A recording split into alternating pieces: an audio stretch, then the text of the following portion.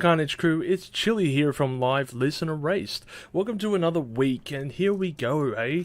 We're going to put our nice nose to the grindstones and get straight into this. First of all, Earthless, people. The concert that I went to on Saturday was absolutely epic. I can't really describe it in words.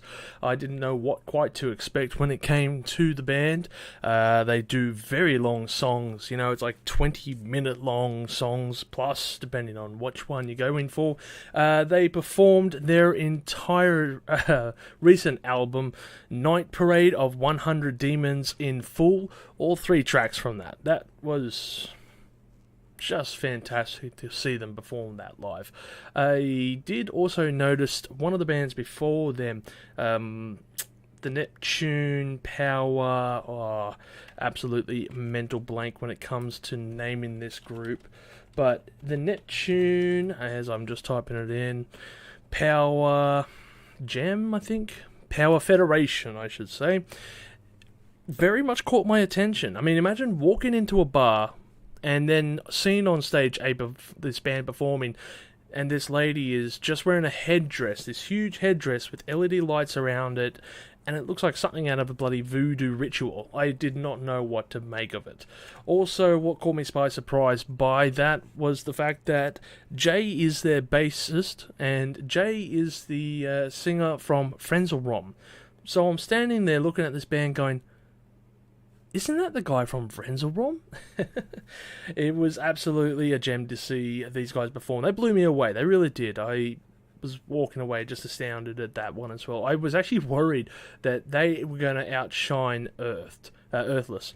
And, well, Earthless definitely took away the night. Performing in full their album, with the closing track, Vault Rush. So 4 tracks, people. That's a bonus. Usually it's 3. So it was a really good set list. It was really cool. Mario was astounding. I have never seen a drummer perform with such vigor, energy, and techniques like him.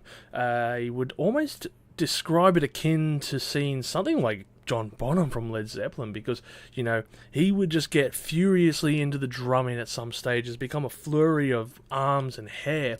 Then he would just quieten it down, and the techniques that he was using there were just mesmerizing. He only had a very small kit as well, something like 2 toms, snare, 4 hats or whatever. And yeah, the things he was just doing with that drum kit, wow. He's hitting the toms, angling it, getting that different tones out of it. He's inside the hi-hat, smashing it around. It was, wow. Yeah, I've got to watch more videos of them live, because Mario is such an insanely good drummer. I really do want to go and see them again as soon as humanly possible. From what I understand, it was their first performance in something like 7 years, I think they mentioned 2015 was their last concert in Australia. So it's good to see them live again. It was a small gig, yeah, but I reckon it was better for it. Crowd was friendly, people getting along, enjoying the show. Yeah, really good show. So everyone, Earthless were amazing. The next concert I got coming up, I think it's not for a few weeks. I think it's Helmet I'll be seeing next. I'd have to check my little schedule. Now, the next thing I just wanted to mention is thank you for the new people coming along and subscribing to the channel. We had a influx this last week in regards to, people subscribing, watching the channel and checking us out. If you remember, I did a episode on Leonard Skinner, which I mentioned in my last live channel, live broadcast, I should say, that I just put this video out talking about the band and stuff like that. And look, if I'm being honest, I was kind of expecting a few hundred hits, maybe 200-300 tops, but it kind of blew a bit more. It ended up, last I checked, it was something like 7,800 people have viewed that video. So thank you very much to all the people who have witnessed and checked that out, because I'm flabbergasted. I really am. I'm just amazed. A lot of people have been pointing out errors in the video, and there were at least 2 that I can think of. I think there was the one where I mentioned Ronnie Van Zant's wife was on the plane when she wasn't, and I think I got the directions of the flight wrong in that video. There was also Artemis Pyle, who is reportedly shot after the plane went down. I've had a look into that, and that seems to be the story that he sticks by. However, yeah, it seems to be like missing context. There's, Artemis has always stuck by that story in interviews and stuff like that. The person who shot him said otherwise, and I don't know. I think Artemis Pyle has got a very interesting story unto himself, but that one, maybe it's incorrect. Maybe he was never shot after the plane crash. I don't know, but that was the story that I had seen multiple times, and I put that in the video. Interesting if it's true, and if it was a warning shot, okay, that was something, I guess, but don't know. So, yes, thank you very much for people. Thank you very much for the new fans and stuff like that coming in, checking out the channel once again. I love it. Thank you very much. So yes, I will probably have to do some kind of video addressing some of the inconsistencies in that video. But for now, let's get into this week's news. Let's check out the new releases, the new singles that have hit the playlists as of today or this week or whatever you want to say it is. So I'm going over it. Look, most of this stuff seems to be re-releases of big bands' previous songs and stuff like that. There's Pink Floyd's Time, some kind of master edit or whatever. The American Dollar seems to have released a song with Andy Leach. I'm not familiar of Andy Leach, or it's a rework. Star Station, American Dollar, really cool. They do lo-fi stuff. Love listening to them. Perfect for like sleeping or exercising or whatever you want to do. There's another one here, Childish Gambino working with Kirby and Nijar. Sticky. I was listening to it. It's like, I don't know, it's not bubblegum pop or nothing. I don't know, it's just the vocals kind of annoy me in that track. It's just this high-strung voice in the background, and it's like, I don't know, like Childish Gambino usually can write some cool tunes, but this one just sounds a bit off-putting. The other one that I have is also Aaron Jones, Aaron Jones, I should probably say. Blood in the Water is the new single that he has.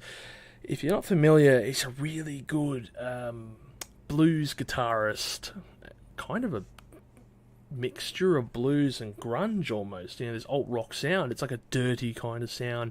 I think from Seattle, because Pungent is an area. Boys from the Pungent Sound. But Blood in the Water is the new track. I've heard only a little bit of the beginning of it. Music for the soul, that stuff. He can really write a tune. Incredibly good with the guitar as well. Highly recommend checking out his other works as well. The guy's only got, I think, one album and like one EP. I did a 5-minute review on his as well. He's such a good musician. Looks like David Bowie had this new song here from Let's Dance. It's a remix. Melvinator, not sure. Milana, yes, okay. Milana released their new song, Celestial Bird Spirit. They're a band I've been following for a little while now. Stone and metal. I think they only had one EP to date, or at least that's one I could at least find on Spotify, where it was a split combination EP. So I can't wait to hear this one, because their previous song, White Buffalo, was really cool. So Celestial Bird Spirit, I did see on their Instagram they were releasing a new song today. Keen to be playing that one. There's some other stuff here. We've got Hans Zimmer, cool. White Stripes have got a live song. Sublime, also a live one. Peter Gabriel, Playing for Time, some kind of Dark Side remix. Wes Borland, that's cool. Your Very Own Harpoon, Mutiny on the Star Barge. I'm not familiar with that one. I only know of his Crystal Palace's album, I think it was called. So I'll be checking that one out. Clutch, live in Copenhagen, that's cool. The Who, Imagine a Man, Stone Jesus, yes, I'm going to be doing a review on that next week. I have delayed it once again. I was meant to get it out yesterday, but I wasn't exactly happy with the way it was written up and all that. So Father Light, he's hitting it up. That's interesting, because it's only the kind of intro piece, and compare it to the rest of the album, it's very different. Portugal the Man, interesting. Dummy as well. And Baby Metal, Light and Darkness. Did they release a new single? That's cool. I'll be checking that shit out. Dropkick Murphys, in time for St. Paddy's Day, everyone. Happy St. Paddy's Day. I know how it feels. Powerwolf, No Prayer at Midnight. Motorhead, Lost Woman Blues. Awesome. Cool. I haven't actually listened to any of the new Motorhead tracks, the ones that were lost or whatever you want to say. So that'll be cool. I think I've got to do a deep dive back on Motorhead and just listen to a whole bunch of their stuff again. Private Function, Just Vanna Geese. So Private Function, I'm sure, were the ones that just landed in hot water recently in regards to having their album not being able to sell in South Australia because of gambling laws, essentially. I'm pretty sure that was the same band, Private Function. Because, yeah, they had the last album, which was like, Whose Line Is It Anyway? Really cool kind of oi punk or oi rock, whatever you want to call it. Nice, very nice stuff. New albums that have come out this month, to be honest, there's not a lot here. The most notable one I see is, there's T-Pain on top of the covers. Meh. U2. Yeah, exactly. U2, Songs of Surrender. Wasn't that another song or album that they did not too long ago? Songs of something? Anyway, they've got a new album out. I guess I'll have to review that. So that brings it up to speed with like the new albums, the new singles that are out there at the moment. You know, there's a bit going on. So Baby Metal would be cool to check out. Interesting to see, I guess, where they're up to. I was a bit worried with the last stuff that if they could continue, because didn't one of the members drop out recently? Testing my memories here. So let's go over some of the news headlines that I've been reading over lately. And yeah, the first one that picked my caught my attention, is Cure. They had some Ticketmaster fiascos in regards to their unduly high fees. I saw this on a page over in England or Ireland somewhere, and it was in regards to the massive price gouging. It was something like people were paying $80 for a ticket, and then they were being slugged like $84 in fees. Transaction fees upon more transaction fees. It was ridiculous. You're paying twice as much you're paying more for these fees than the tickets. Everyone was being just up in arms about it. Look, obviously fees are there because they're always going to be there. Good luck getting rid of them. But, here in Australia, if you want to see a big band, you're paying, about 150 maybe a ticket. Depends who you see, roughly 150. And it's, from memory, not that much. I think it's like $20. I say it's not much, but fuck, $20 is $20, ain't it? But yeah, like at the end of the day, though, if your fees are higher than the actual ticket cost, that's a fucking rip-off. I don't care how you paint it. Now, obviously, Ticketmaster Ticketmaster have come back and said we're going to give out partial refunds for these tickets. I'm sure this was a technical issue, or like price gouging. But yeah, like at the end of the day, at least they were called out on it and they have acted on it. The next thing is Def Leppard's drummer Rick Allen has been attacked outside a Florida hotel. Of course, this happened in Florida. I saw he got attacked. I didn't know where, but this 19-year-old tourist was arrested and charged with battery for beating up the drummer from Def Leppard. Context is needed for anyone who is not aware of Def Leppard's drummer. He has one arm. Let that sink in for a minute, that someone in Florida has taken on fighting a one-armed drummer who looks like, I don't know, he weighs 55, 60 kilos, and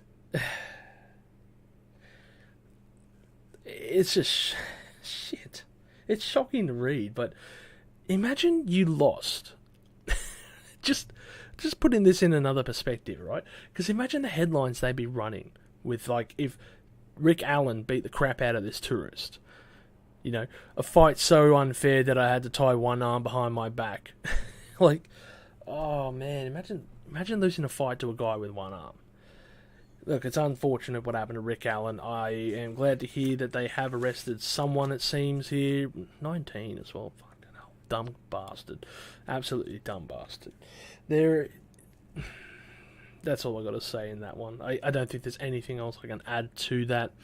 Foo Fighters, Green Day, Avenged Sevenfold lead Louder Than Life lineup. At top of this, it seems like, there's also some other bands that they've mentioned here. Tool, Weezer, Pantera, Queens of the Stone Age, and a dozen more. That is sounding like a really sick lineup. You know, that is some good shit. Tool and Pantera and Queens of the Stone Age, shit. Just those three alone, but then you top it off with some Foo Fighters and Green Day. Yeah, maybe Avenged. They just released a new single as well, I think, today, so I didn't see that in my playlist, but they did release a new single. Another one as well is that Brian May has been knighted. Usually I wouldn't give two shits about such a headline, but I just wanted to mention it because of one thing. The guy has a doctorate in astrophysics. So, when it comes to titles, is he Sir Dr. Brian May or Dr. Sir Brian May? I don't know. That's about it. I only brought that one up just to make a little punchline out of it. It's cool to see Brian May getting, recognition, I suppose. As absolutely sick guitarist. He has close ties to the royal family. Performed on Buckingham Palace, I think, for the Jubilee ceremony. So yeah, that's interesting. Now, I had read here that Jim Gordon, drummer with Eric Clapton amongst many others, and convicted murderer, died this week at 77. So he was a co-writer for the track Layla. He was also a drummer with Traffic and Wrecking Crew, and he has a very disturbing past, I suppose you could say. But I didn't know too much about the drummers when it comes to the Eric Clapton band. I can't say I follow Eric Clapton's bands too much. I listen to his music, listen to some of the tracks. I don't really listen to all his albums per se. He's one of those guys I'll listen to a couple of tracks here and there, live performances maybe. But, the story of Jim Gordon was quite... Yeah, it was quite a disturbing affair, I guess you could say. The guy developed schizophrenia later on in his life and had a dependency on alcohol. You can see where all this is going.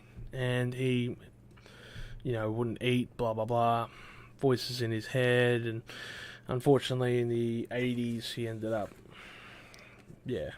convicting this murder, which is upsetting. Very terrible. And I believe he was locked up for the remainder of his life. I didn't even look on that. I don't know if he was released after that, but he going through his, I guess, anthology or works that he's been part of is absolutely incredible to read what he's been a part of. And yes, mental issues can be a big problem, especially exemplified in the music world. Especially when they're undiagnosed. You can look at Pink Floyd and Syd Barrett for that one, and I guess Jim Gordon is another fatality on that road. We weren't really aware of these things at the time, and make of it what you will. But going over what he's been involved on is just... wow, it's a big list. It really is. Look at this stuff here. Hang on, let's see if I can get closer. That's just a small segment of what he has worked on here. And when you're going over it, there's stuff like the Beach Boys, Pet Sounds. He played drums on that. What else have we got here? Jack Bruce, Out of the Storm, The Byrds, and the Notorious Bird Brothers, Carpenters, Horror Horizon, a kind of Hush Interpretations. Cher stars Eric Clapton's self-titled album. Continuing on, you got Alice Cooper. Alice Cooper Goes to Hell, Lace and Whiskey. Crosby, Stills and Nash on the Crosby, Stills and Nash album. Really? I didn't... Okay, that's intriguing. I thought... No, whatever. Neil Diamond's Beautiful Noise. This thing keeps on going. Art Garfunkel, Angel Clare, Breakaway. Continuing on and on and on again. Yoko Ono, I guess that's a smidge. Fly. And yeah, there's a whole bunch of names there I'm not familiar with, but going over it, it's quite a big list of bands that he's been a part of, and a very impressive career. But we can't obviously ignore that he has done some very naughty things in his life. So, yes, it's unfortunate about his passing, and you know, such is life. It carries on. Now, the last major story I had here, I don't know how I'm going to handle this one. Carefully would be a word that I'm probably going to throw out the window. But it seems like Roger Waters is threatening to take legal action against unjustifiable live show cancellations. The actions are based upon the false accusation that Roger Waters is anti-Semitic, which he is not, his management said. So, when I saw this headline, I mean, look, the guy has been very outspoken in several fields. Politics is one of them. He's been deeply political in his life. Depending on how you view him, you might like or loathe his opinions. He's kind of all over the shop when it comes to these things. But look, I couldn't find the quotes that they're mentioning that led up to his show's cancellations, or what the exact reason was, or if it's just a multitude of reasons. I did come across an article from 2017, which I'll go into, because there is a few mentions of incidents and etc. But you know, there's some other previous things that we'll go into a little bit here. Now, Roger Waters has been cited, I guess, by David Gilmour's wife, Polly, who took to social media last month to share their thoughts on the musician. Here, Sampson described the musician as, and I quote, anti-Semitic to his rotten core, and a Putin apologist, and a lying, thieving, hypocritical, tax-avoiding, lip-syncing, misogynistic, sick with envy megalomaniac. Quite strong words from David Gilmour's wife, Polly, there. Now, of course, those two have butted heads for decades. David and Roger, obviously, and you know, Polly's got some strong words when it comes to say about David Gilmour in particular. Sorry, not David, Roger Waters in particular. So, you know, Roger Waters issued a statement in response in which he called Sampson's comments incendiary and wildly inaccurate, and said that he refutes them entirely. Of course, you've got to go on the defense in those parts. He added that he was currently taking advice as to his position regarding these claims. In other words, should I lawyer up or not? You know, I think the history of Pink Floyd can be summed up in the lawyers' trials and all the shit that goes behind that. You know, Roger Waters, there is no denying that the guy is very outspoken and can come across as a bit of an arsehole in times. But that's what you get when you have a frontman, I guess you could say, yeah, he was a singer and stuff. A frontman who is very vocal and has a giant ego. It comes with the territory. You know, you can look at Axl Rose, you can look at many, many, many musicians over time and just realise that, you know, they're going to say shit. And not all of it you're going to agree with. It's just comes with the territory, unfortunately. So, on top of this, I mean, this is going to lean into the Ukraine war a bit, but similarly, I should say, the ambassador for Ukraine also spoke out against the songwriter last month, labeling him as another brick in the wall of Russian propaganda. Nice work there. And this followed the musician speaking at the United Nations Security Council, where he said that Russia's invasion of Ukraine was illegal, but that the war was not unprovoked. I hadn't noticed his comments in regards to the Ukraine crisis and stuff, or the invasion of Ukraine, or whatever you say. The invasion of Ukraine, until a band pointed it out to me, a Ukrainian band I've mentioned previously in this episode. You know, Stone Jesus, and Eagle called him out in particular, citing, I loved your music, but the facts that you're saying this, it hurts. You know, and yeah, look, I mean, I didn't take much notice of it, what he said. But look, it's highly controversial.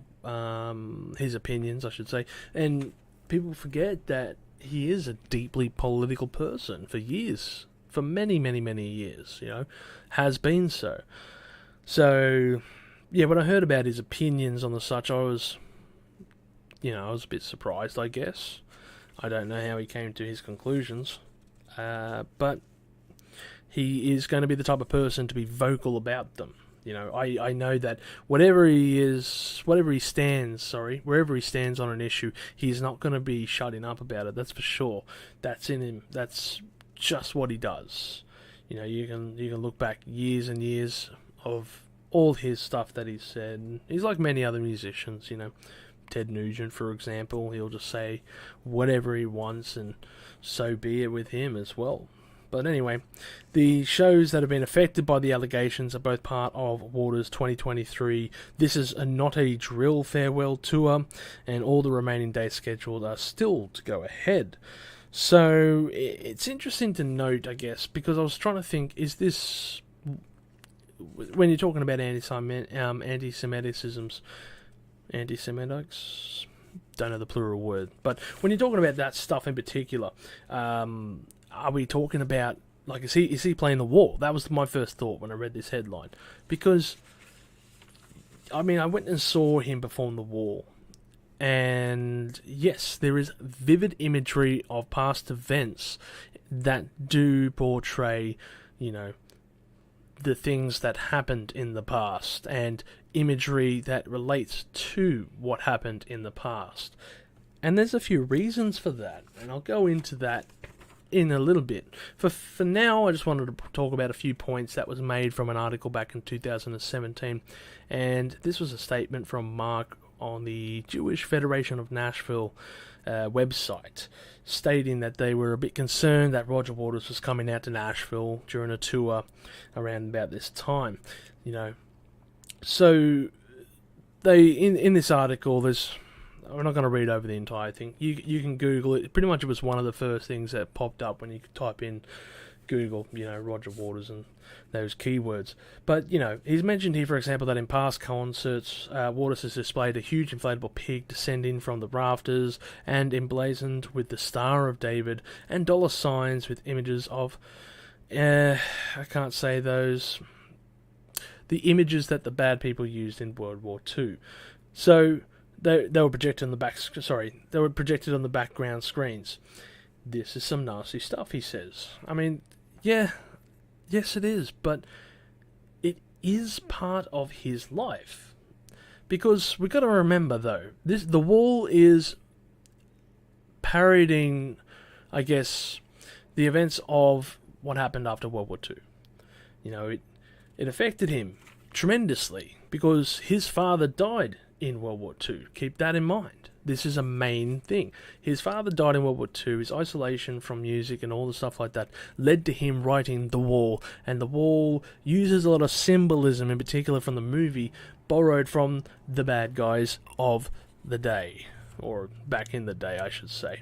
So, yeah, it's easy to draw like this person is bad. How do you portray them as bad? I know.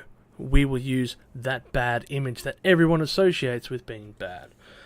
So, yes, there is a lot of reasons why he uses these images. He's not using it to promote the shit. Guarantee you he is not. It's part of the imagery because this is to represent bad things, and bad things are still happening. But to call it the same as, well, that's a different argument. So there's a reason why he will use these images in his performance of The Wall, because it has affected his life.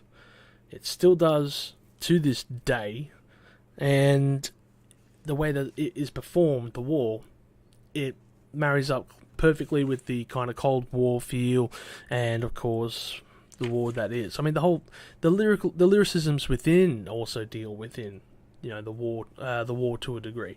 So that's one thing. The second one, the pig. Obviously the image from the Animals album, and it's a symbol of greed. I Don't know about this thing about putting the Star of David on it. I couldn't see anything.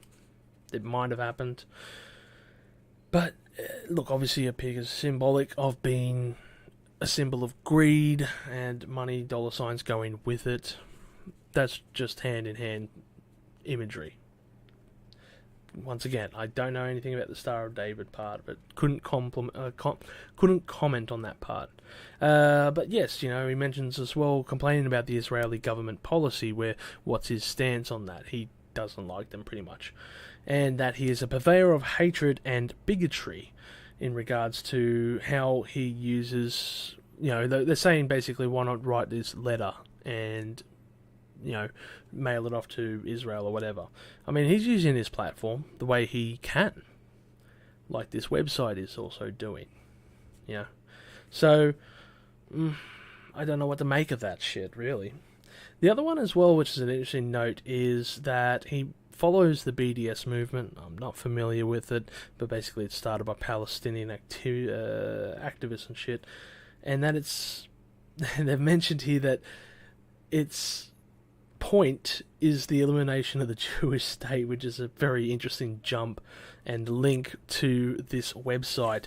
It has a broken link, so I don't know what to say about that. And it seems like quite the jump, because when you're looking at it, this website also says, let's help Ukraine in its crisis. Yeah, but what about the Western world also saying we're gonna cut off Russia, and put sanctions against them, which is what the BDS is doing as well. So, yeah, I don't know. That just seems a bit hypocritical to me.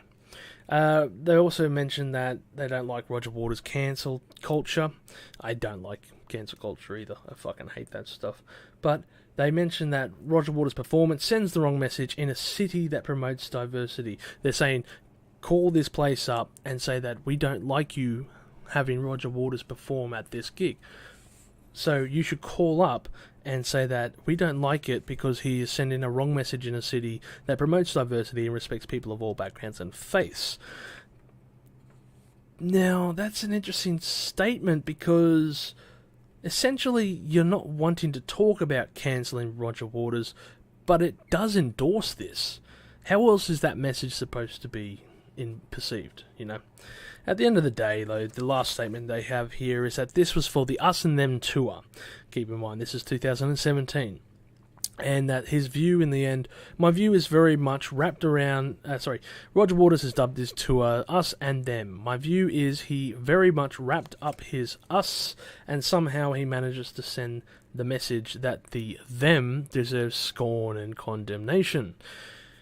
Now, the Us and Them tour was a celebration of 45 years of Dark Side of the Moon. Us and Them is a track on that album. And all things considered, he is just talking about his politics. You may not agree with the man, you may not agree with his politics, but it is around about that time. Keep in mind that year, 2017, in politics. It was a very much Us and Them mentality. He's mirroring the ideology of the world at that time, and I think that summed up a perfect statement of that. It is a very us and them time at the moment. We're drawing lines when we shouldn't be all the time. So, that's for the news. I'm going to end this now on just the simple, the ending statement that I always do. We're going to go over my Spotify suggestions of the week and see what it has noted for me and comment where we can. The first one that I have here is Cathedral, which is the song Midnight Mountain. I don't know this band, but considering it's from an album called Soul Sacrifice, then I do like the sound of that, because that was a track by Santana. I enjoy the sound of that very much. So that is a cool one just to listen to, just because of that reason. I might be biased there, but whatever. The other one is 2, I Am a Pig. Interesting. Voyeurs, don't know anything about that one. Baroness, I do know of them. This is from the Golden Grey album, Tourniquet. I haven't listened to the Golden Grey album, though. And Baroness has some really sick tunes. I feel like this is a band that I need to put more attention into, Baroness. because the tunes that I have heard from them have been absolutely sick. I think it's like the red or blue albums, whatever they want to call it. You know, the red and the blue album, yeah. And just the shit that they have released on that has been really, really good. We've got, I don't know how to pronounce this, mech. Pilsum Z Diabelism, I don't know. That looks like some Polish crap right there. I have no idea what to make of that one. Cool, I guess. Galpa Ra. I'm guessing Sun God Ra. So, Myriad is the album. Don't know who they are. Interesting. Masaiki. Why do I get these weird bloody suggestions? Masaiki Endo. This looks like, actually, okay, it's from the Cowboy Bebop sessions live in Baghdad? What the heck? Okay, now I'm so confused. How is this Cowboy Bebop and it's called Live in Baghdad? I don't know what to make of the name. Whatever. So it is a track. If it's from Cowboy Bebop, I don't know if it's from the Cowboy Bebop, the cartoon. Looks like it because it's back in 1998. Okay, I'll listen to that just because it is from the OG. You know, that had a really good soundtrack, that one. The next one, Iratulevat Just, and I am butchering this pronunciation, I'm sorry, and by a band called, I can't even pronounce this one, Absolute Tintinum Nolapaisti. I think it's because recently I've been listening to a lot of Enslaved.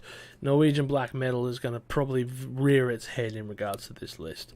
So my guess is that's some kind of black metal artist that's just been suggested, or something there in the grounds. Going over it, there's no description, so I can't make any comment. Neurotic Outsiders. Jerk. Interesting. I like that. Sounds like a fun track. Thou. Supernaut. Supernaut was also a track by Sleep from memory. Or was it? Yes, it was. The next one we have here is Vital Transformation with John McLaughlin. The Inner Flame. And yeah, I guess that's a track. I don't know of them. Tank Shell Shock. Filth Hands of Hades. That's going to be some metal shit for sure. Interesting. Hanoi Rocks here with Underwater World. That's cool because we were talking about Hanoi Rocks just the other week when Hector and me were talking about an episode of Live Listen Race, which by the way is out tomorrow, and I recommend that you guys should check that out. So Hanoi Rocks is the band that he was talking about, one of his first albums. I don't think I've listened to Hanoi Rocks, or maybe I have and I've only heard like one or two tracks, so I'll check that one out. Heathen, This Rotting Sphere, yeah, of course. Ween, It's Gonna Be a Long Night, sure is. Shiza. Check. I can't even pronounce this next one, but I'm going to butcher it anyway for you guys. Tekis Maeli Royo Star Siwa. I don't know. How do you pronounce this one? Okay, the band's name is spelled Nyrkkittappelu. Is that Icelandic or Maori? I don't know, man, but that's... I'll listen to it. Turnstile Fly Again by from the album Glow One. Metallica, hey people, I have heard this song. If Darkness Had a Sun, what do I make of it? Yeah, it's okay. It's not the greatest thing. I gotta give it another spin to be honest, but I wasn't super impressed. Tropical Fuckstorm, I do know of that. And the King Gizzard and the Lizard Wizard. Satanic Slumber Party number 2, Midnight in Sodom. Cool, why not? Enforcer, Undying Evil, From Beyond. Which one's pink? What shall we do now? Don't know what to make of that one. TV on the Radio, Lazare, from the album Seeds. I've heard of that band a bit. Brant Bjork, Somewhere, Some Woman. I definitely haven't heard of this song in particular by Brant Bjork. So I'm going to be hitting that one up because Brant Bjork can write some sick tunes. Gnarly shit. Angel, Tower. Looks like some hair metal shit from here. Just judging by the cover. Looks like it is. I have no idea. Just judging by the cover. Looks like some 70s band. Pearl Jam, okay. Sad. This is from the Lost Dogs album, which is a B-sides collection. It's like 2 discs long. I have this album somewhere. It's not a bad album. It's got some pretty cool tracks on it. The Midnight Ghost Train, A Passing Moment of Madness. Don't know them, but I'll check that shit. Leafhound, Freelance Fiend. Cool. Rollins Band. Cool suggestion there. Henry Rollins, of course, from Black Flag, I believe. And for the longest of times, it looks like they've only got 2 tracks on Spotify because their albums are just not allowed. So Fall Guy is the track. And it's a shame because they have some really cool tunes. I wish they were up here. Def Leppard, Desert Song from the Retroactive album. Retroactive, wasn't that... Yeah, during the 90s. Had an interesting album cover. You know, kind of looking skull with 2 people there. And lastly, the last one. Leica and the Cosmonauts. Surfs You Right, as in surfs up. Interesting little name as well. Leica and the Cosmonauts. Leica was obviously the first dog in space. The first being, I think, in space ever. And obviously the cosmonauts relate to that because it was part of the project that they were on. So the album, what's this? Cosmopolis 1988 to 2008. Is that a best of? Surely that would have to be. 27 tracks. Okay. That one sounds like a really interesting last one there. So, yep. I think that does it for today. Those are the tracks for me to check out in regards to Spotify suggestions. Everyone, I hope you've had a great day listening to this one. Make sure to check out the videos tomorrow. Don't forget, we've got an episode of Live Listened Erased out tomorrow. That's with Hector from Chill Dude on the Couch. Make sure to check out his channel as well. And it's going to be a fun one, people. We've got 2 shorts out just in regards to that episode and what to kind of expect with that. If you are new to the channel and you don't know what Live Listen Erase is, it's in the old game that we used to play. Basically, it's like the marry, fuck, kill of music. So you select 3 bands. You have the choice to erase one forever. You get the other choice to listen to one forever but never see live. And lastly, the live performing. You only see them live once and never listen to them again. So, essentially, a hard choice to be made with 3 bands, and the list is, of course, sporadically made up. We should be also recording another episode with a bonus guest, probably tomorrow. I'm not entirely sure. I've got to send a message, find that one out. But yes, tomorrow is going to be Side A, episode 6, and keep an eye out because 2 weeks or 3 weeks later is going to be Side B, the second half of that show. So everyone, I hope you've had a great day and enjoyed yourselves on this live chat and shit. And as always,